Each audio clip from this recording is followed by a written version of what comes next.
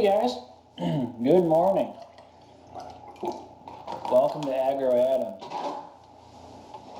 Can't start off the day without having a glass of milk, so it's like the only proper way to start a video is with a glass of milk. A nice monk mustache. But hey, welcome to Agro Adam. It's day one, video one.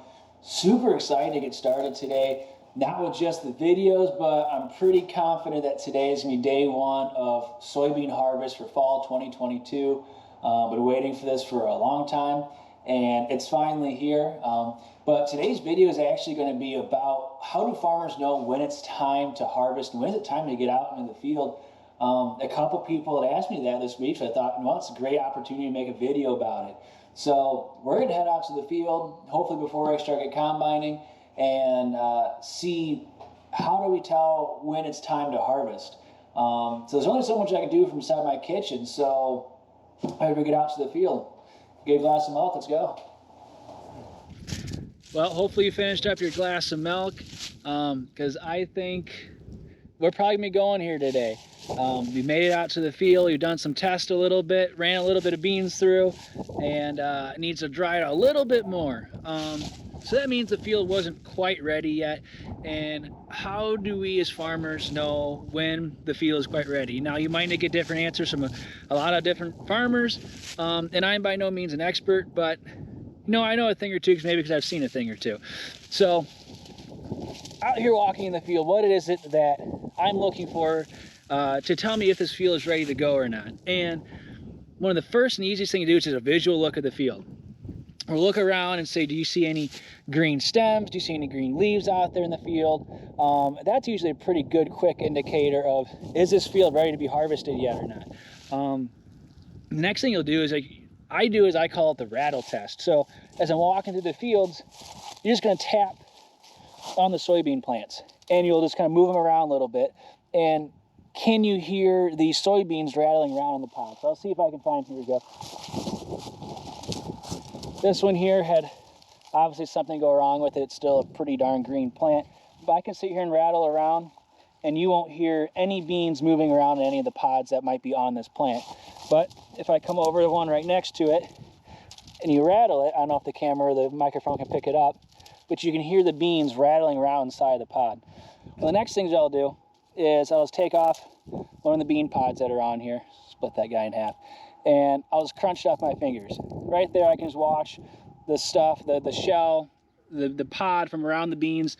They all just blew away. So that tells me that the pod is probably ready to be harvested because it's able to break up. So that means I'm able to get the beans off the plant when it goes through the combine. So I got the seeds right here. And honestly, I don't know how many other farmers do this, but I feel like it's gonna be pretty common. You gotta take the bean, put it in your mouth, right there. I'm hoping the camera picked that up. Dang it. What did it do? Split the bean plant, the pod, right in half. Soybeans are a dicotyledon plant, or a seed, and so that means there's two halves to the seed.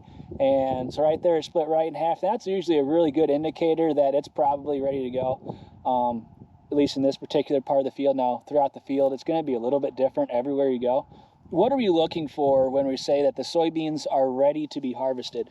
And that really is, when a farmer mentions something like that, it's about the moisture. And that's really the biggest indicator, especially with soybeans, is when is it time to harvest? It's when enough moisture has left the plant. If there's too much moisture in the plant, in the actual plant itself, the stems will be green, the leaves will be green. If there's too much moisture in the seed, let's see if I can find one here. The ones I showed you there just now, they were all pretty much dried down, ready to go. We'll give it a percentage. Now I give it like a 12%. That is the amount of moisture that's inside of that seed. Finding a green plant here. Whereas here, this plant here is pretty green yet, this pod. And this soybean that's inside of there, it's kind of like a pumpkin, that's what we'll call it. It just fills up the whole entire thing, whole entire cavity where that bean seed was at. And I mean, it looks kind of like a lima bean yet. So it's still really green. There's a lot of moisture inside of it yet. This dried out plant, the soybeans, get that guy out of there. So the one big one in the middle is what we'd call a pumpkin, just not quite ready to go yet. But the other ones next to it, yep, they're ready to go. So that means that this is still way too wet and it's not going to go through the combine. So if I were to give it a moisture, I have no clue. Let's say it's 30% moisture, 20% moisture, whatever it is. When it goes through the combine, what's going to happen is it'll just kind of get destroyed. It will get turned into like ground feed, be super wet, and it doesn't store very well. So when we're looking for moisture in soybeans, what moisture is it that we're actually looking for? Typically when you're trying to combine soybeans, you want to be around 13 to like, let's say 11.5%. Getting windy by the combine, sorry. 13 to 11.5%, somewhere around in there. If it's too wet, like I said, it's going to turn into like a ground feed. If it's too dry, all your beans will start splitting, and you don't want that either. You don't want too many split beans, mainly for storage reasons.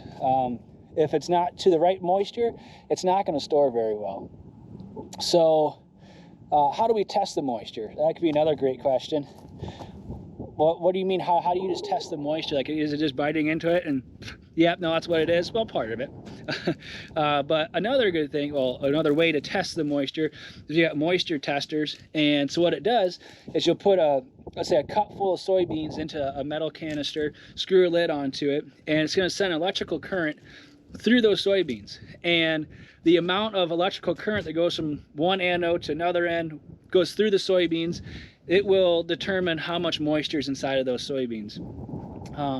And they'll give us out in a percentage, a reading, a percentage-wise of where those soybeans are at for moisture-wise. So yeah.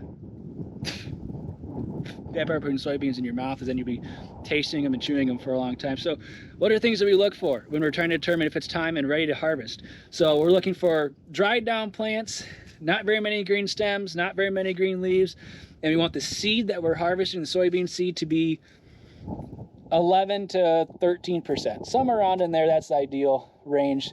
That's what we like to go for. So I'm to that point in the day where my snacks are getting to the point where they're all healthy. My lunch is kind of gone. The main thing of food that I brought with me is gone. And I'm left with my healthy snacks. And I think just about every farmer knows what that means when you get to your healthy snacks. That means you're really hoping someone comes and brings you food about this point. But as we can maybe tell here, we've got a little bit of a scenery change going on here. So what are we harvesting now? We've made the transition from soybeans into corn.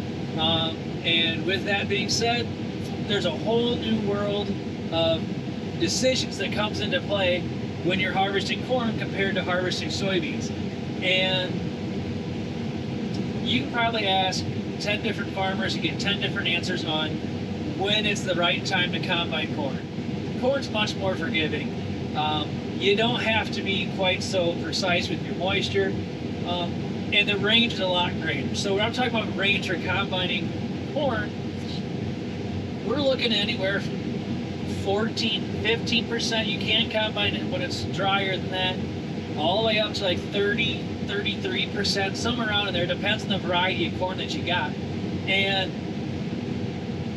what is combining corn too wet mean? So if you're combining your corn and it's too wet, you're going to have the tips of all your seeds, all your corn seeds, are going to start breaking up, and they're going to become fines, and they don't dry out the same. And that's not what you want. You want your kernel to be whole. Same thing with soybeans. The soybean seed, you don't want it to split in half. You want it to be the full seed. On the other end of the spectrum, if your corn is too dry, what's going to happen is your seed can also crack like a soybean does. Won't crack in half, but it will shatter, break a little bit.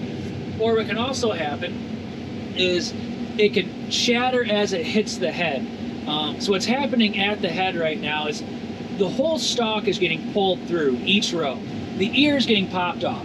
We're not bringing in the entire plant. We're just bringing in the ear. And what can happen if it's too dry is as it gets pulled through and it hits that metal plate, oh, now it's telling me, actually, it's telling me I'm full. So if it's too dry, if the kernels are too dry, the seeds are too dry, and it's coming through, it's getting pulled through the corn head, and the butt ear, the end of the corn plant, the end of the ear, the butt of the ear of corn hits that back plate, it can shout, it can shatter. The seeds at the end will come off and they'll go right through my corn head, and that is obviously not what I'm after. I want to get as many kernels through my corn or through my combine as possible.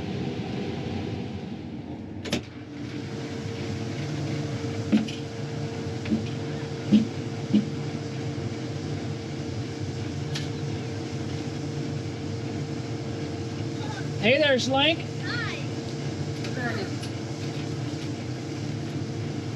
Give her a toss. Oh, we'd catch it. I'll be back in town around 6 or 7. Okay. All right, sounds good. I'm gonna go for it. What do you think? Gotta close the door. What are you waiting for? Were you born in a barn? You're getting dust all in the cab. There we go. Okay, so I'm sure I'll figure out some way to insert this into the video, talking about how do farmers determine when it's time to go out and harvest their crop. And, well, I've run into a problem out here today, and I've changed fields, different field. Well, the corn's not standing very well. As you can kind of tell, you really can't see down the rows like whatsoever. And what we're dealing with is what they call goosenecking. So,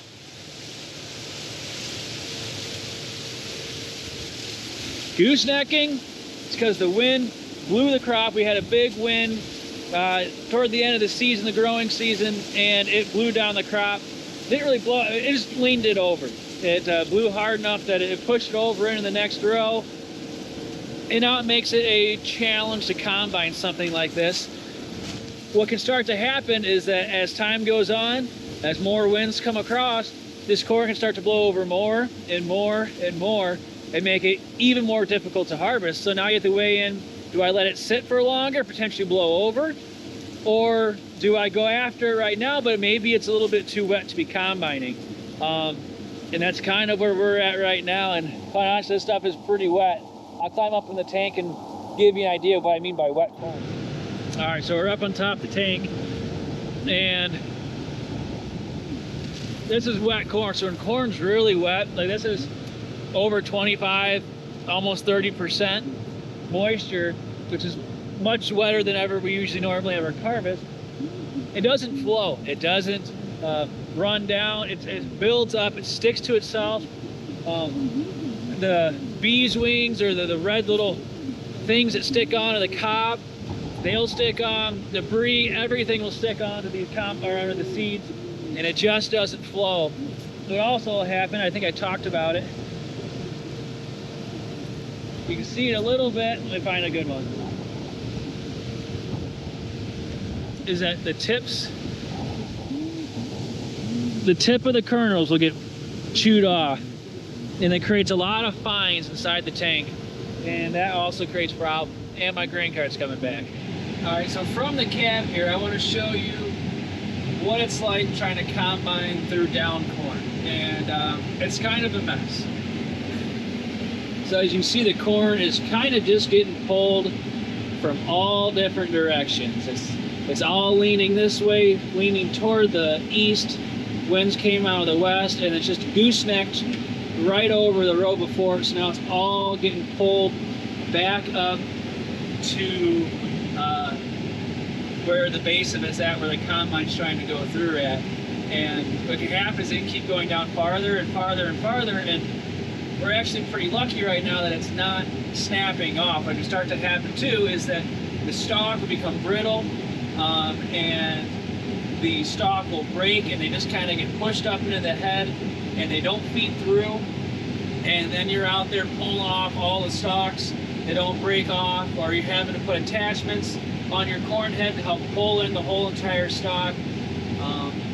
And that's just another problem you got to deal with sometimes. And the decision is, do you go out and combine now when it's a little bit wetter, might stand up a little taller, stand up straighter. You can at least go through and combine it, but your grain's gonna be wetter. You gotta dry down your grain.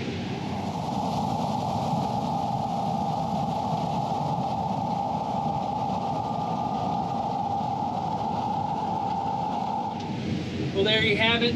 That is how farmers know when it's time to harvest their crop.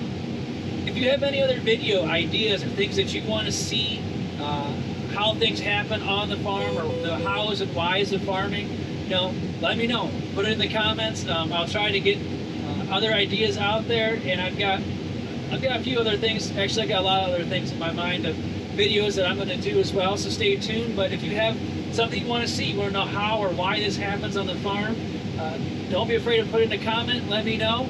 Like and subscribe. There we go. All right, bloopers, here we go. I'm not sure how to actually start this thing, so I'm walking around the house all morning. Good morning. Good morning. What up, guys? Good morning. If I come in, slide in, start, I'm not really sure. But it's video one, so you're probably going to have that before it becomes natural. And honestly, I just know that in like 5 to 10 years from now, I'll come back and find this video and be like, oh my goodness, this is so cringeworthy. But you got to start somewhere, I suppose. So let's start one, a blooper.